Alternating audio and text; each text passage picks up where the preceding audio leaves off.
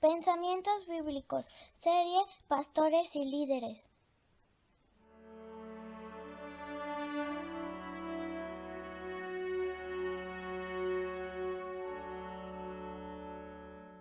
Nuestro estudio va a utilizar únicamente 3 versículos de la Biblia en el libro de Hechos de los Apóstoles.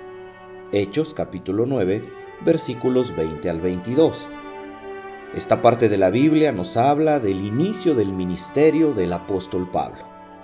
En ellos vamos a poder ver a un hombre transformado en sus convicciones, que ha comprendido que su tiempo de estudio de la verdad antes de conocer a Cristo había sido incompleto, porque no había entendido aún que la verdad no es un concepto, la verdad es una persona, Jesucristo. Pablo está en la ciudad de Damasco, en el mismo lugar en donde se supone él tenía que estar apresando cristianos, y ahora, contra toda lógica, está predicando a Cristo.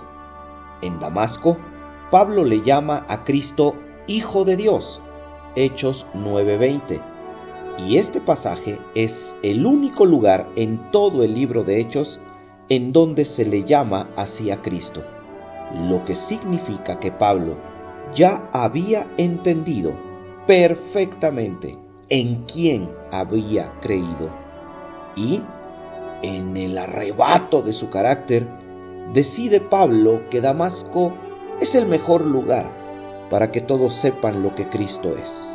Y entonces comienza a predicar. El versículo 22 dice que Pablo predicaba demostrando que Jesús era el enviado de Dios, mientras que el versículo 23 habla de un complot de parte de los judíos para asesinarlo. La mayor parte de los estudiosos de la Biblia afirman que entre estos dos versículos hay un espacio de 2 o 3 años que el libro de Gálatas en la Biblia explica fue usado por Pablo para viajar a la región de Arabia. Se presume que su predicación primera en Damasco no tiene éxito, y entonces, con el peso del fracaso en sus espaldas, Pablo se lanza a una búsqueda en donde se cree encuentra a Jesucristo, a su Señor, quien personalmente le capacita, como lo hizo con sus apóstoles, quienes en ese momento vivían en Jerusalén. Así que podemos afirmar que Pablo fue golpeado por el fracaso.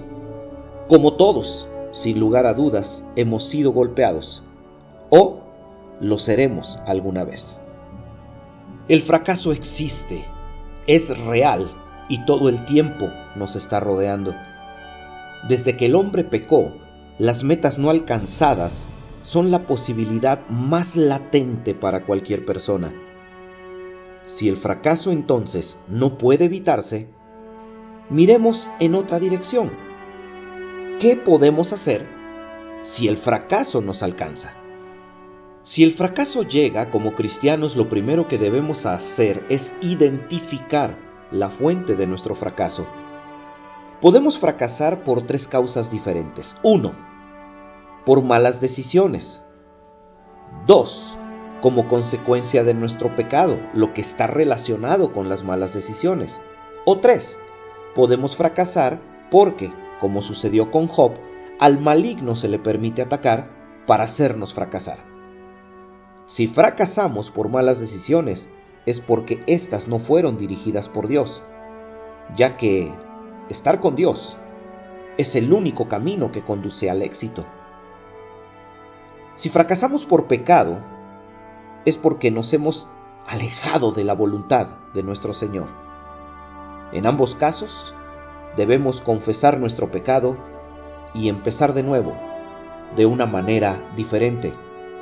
Proverbios 28:13. Cuando el ataque es del maligno, como sucedió con Job, no hay otro camino excepto el resistir el ataque mientras desarrollamos nuestra fe, lo que nos hará personas mucho más fortalecidas. Santiago 4:7. El fracaso es inevitable y no podemos huir de él. Incluso el Calvario, desde el punto de vista de la angustia y el dolor, puede parecerle al hombre un gran fracaso. Pero el Calvario también nos enseña claramente que con Dios, los tiempos de fracaso en sus manos pueden volverse éxitos trascendentes, gigantescos, que alcancen a muchas otras personas, éxitos que sean eternos. Nos queda claro, pues, que con la intervención de Dios, un fracaso no tiene por qué seguir siéndolo. Pero un punto igual de importante para nuestra vida cristiana, como referentes del mundo, es entender cómo suelen moverse las personas a nuestro alrededor cuando fracasamos. Cuando fracasamos, alrededor nuestro aparecen 1. Los fariseos, personas que toman la bandera de la condena y señalan que nuestro fracaso es merecido, que nuestro pecado lo ameritaba. Personas que dicen que debemos ser destruidos para ser purificados. Ellos tienen una idea correcta en un corazón endurecido. Pero también pueden aparecer alrededor de nosotros 2, los envidiosos. Se muestran comprensivos, nos consuelan, nos dan palabras de aliento y nos dicen algún pasaje de la Biblia para fortalecernos. Pero nuestro fracaso los deleita interiormente. Les agrada que estemos en una condición peor de la condición en la que ellos están, pero eso nunca lo van a revelar. El fracaso los nutre porque les da la salida para no enfrentar el fracaso que es y será su vida. ¿Cómo superar a estos enemigos íntimos? ¿Cómo superar nuestra propia carga interior? ¿Cómo pasar rápido por el momento de sentir que las cosas no van a resolverse? La respuesta la podemos encontrar en la vida de Pablo. Debemos ir a Arabia. Debemos buscar desesperadamente a Dios. Debemos tomarnos un tiempo para encontrarnos con Él y en Él encontrar nuestras respuestas. Debemos llegar a un lugar donde las cosas se detengan un poco para poder escuchar el susurro apacible que escuchó Elías, que no va a resolver las cosas, pero que sí nos dará la dirección correcta. Solo así puede explicarse que Dios nos diga lo que registró en Isaías capítulo 30, versículo 15. En nuestra Arabia no debe faltar una Biblia, un buen tiempo de oración y un hermano en Cristo a nuestro lado, que sea espiritual, que pueda tener la capacidad de juzgarlo todo y darnos un consejo que esté libre de cualquier mala influencia. Finalmente, es importante saber cuándo nuestra Arabia ha dado resultado. Es importante saber cuándo ya estamos abandonando la posición de fracaso en la que estamos viviendo. Y la mejor manera de saber cuándo Arabia ha dado resultado es la siguiente: cuando buscamos dirección y no solución. Usemos pues el fracaso para ser grandes. Nuestro Salvador lo usó y nos dio salvación.